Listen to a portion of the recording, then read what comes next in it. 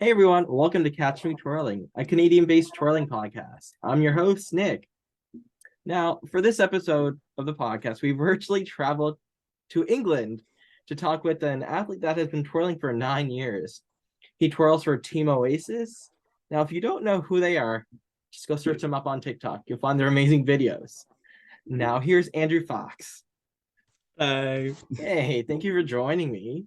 No problem. Thank you for having me on. Oh, it's a pleasure. I've been trying to get you on for a long time. I know it would help if I replied quicker. Now, what made you want to become a baton twirler? So my sister was in majorettes when I was younger. She had a little local team she was in, and then her coach went into a local twirling team, and my sister kind of pegged me to come along, and I ended up kind of get like sucked into it, stayed there, and then went to the nationals that year, and my mum uh inquired about the team I'm currently in, Oasis, and ever since I've just been there. So yeah, 9 years. So basically, you can say your sister got you into it. I wouldn't want to give her the credit, but yeah, Now, does your sister still twirl? absolutely not. No, that's long gone for her. But yeah, she still keeps up with it all. Bless her. Nice. Now, I see you are a multi-time champion and recently the MBTA European champion for three baton. What did it feel like to become a champion for MBTA European Championships or just a champion in general for the first time? Um, the first time happened in junior 12 team in 2017, and in all honesty, I just can't remember it. Like, I don't really remember being on the floor. It was my first European, so I don't feel like I really took any of it in. And I was only like 15, and I was in a group of like people who were much like I kind of considered a lot better than me and a lot older. So I don't really think I like took the moment for what it was, especially being on the podium. Like I felt like kind of was just done, and suddenly there was like a medal around my neck, and I was like, oh, Yeah. what's happened? But this time just gone felt a lot more rewarding, I'd say. It's something I've really wanted for literally the whole time I've been twirling. It's my only goal I've really had. And I remember it wasn't more so the moment standing on podium that was for me. It was more so I came off having finished in the area you walk off to.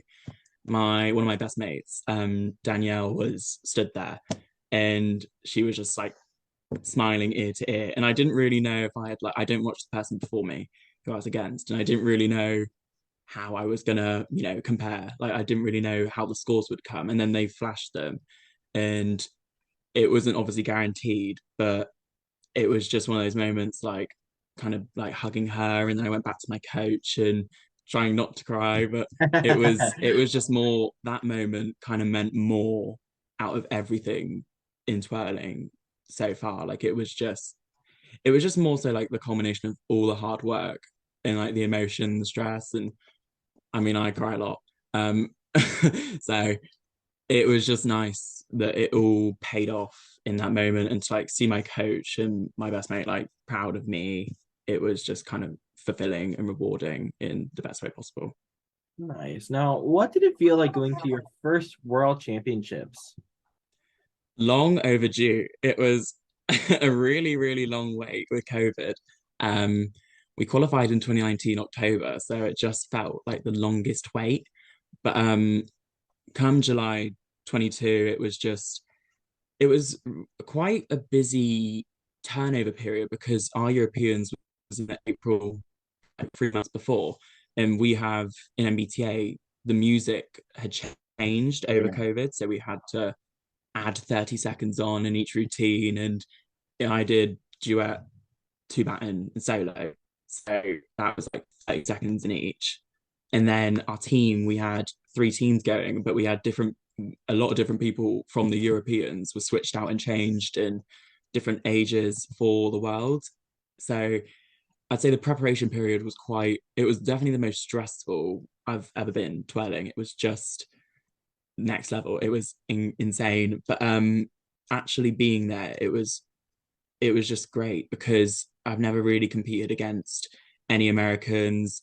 I've never seen them even twirl, and the Canadians, and it was so the hall was just massive. Like it was just weird being on like a stage where I almost feel like I've watched it for years and seen it online for years, and then like I was suddenly like that tiny little person on the floor, and I was like, I almost felt like too small to be there. I was like looking up everywhere, like, what is this? But it was really fun, and yeah, it was just my favorite moment was definitely our team. We had a all catch performance Oh, in the final, love those. and um, yeah, it was just the best feeling ever. So yeah, another really incredible trip. Now, before the podcast started, we were talking.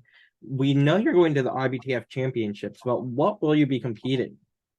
I'll be doing senior men elite solo duet 3 baton, and I'm doing an artistic team with Oasis. Nice. Now, I know who they are. People watching this podcast don't. Who are your twirling role models and why? So a long time growing up, mine was Carissa Wimberley. Um, I just really liked her novelty. I'd say like the thing that I liked about twirling the most, especially for my sort of personal style, is just more like the weird, novel, sort of Her unusual content. her twirling And is amazing. yeah, like Carissa Wimberley's just got such a unique style. And I'd say as I got older, Lexi Dudar was someone who I actually was lucky enough to go for a seminar she taught, Ooh. and I got to meet her there. And her style, I feel like I kind of like take the two and try and like take bits from each. And yeah, they're definitely my biggest two inspirations, especially Lexi for two baton because Yeah, she's just yeah, she's amazing. she's so You do talented. have an American coming to live in England soon, Yes, Savannah Miller. yes, yeah, exciting. Now, do you have any embarrassing like twirling memories? Hmm. Um, I mean, loads. It's hard to pick the best one, but I remember once it was the year we had just won 12th team, and at the Nationals, MBTA England had asked us to do a performance as like a this is the team that have just gone and won. Like, so they're like, you know, probably the whole crowd is thinking, oh wow, like great. Anyway, I walked on the floor wearing the costume the wrong way around, and I didn't notice. So I You performed the what? whole time. My I didn't costume was the wrong way around Oh, the whole time. And I think we went out and had like 12 drops as well. So it was like brilliant. Um, and then what else have I done? I fall over a lot, a lot. Um, I and follow then my routine, so yeah, I remember the Europeans just gone. I had done a 2 baton, and I don't usually like to watch the people before me, but there was a massive monitor on top where like we were waiting, and I remember watching the person before me who's very like good competition, and I saw they had a couple of drops, and I thought, oh, maybe like the doors opened a bit.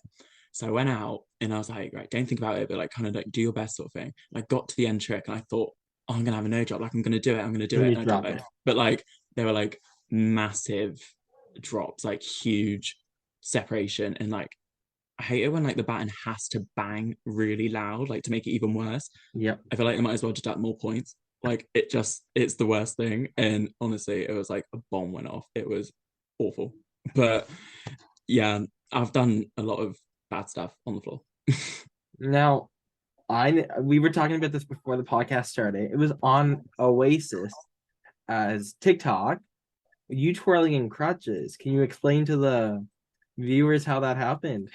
So, in preparation for Worlds coming up, I was practicing my new ending trick, and it involved a walkover, and it hit the ceiling. And I don't really know why I carried on, but I went into the walkover, and I must have thought it was gonna like hit where it was coming down, hit the leg that was coming over. So I kind of like stopped moving the leg in the air, and then I started like coming over with the other leg, and it like came under and buckled. So I ended up spraining my ankle and tearing my Achilles ligament, which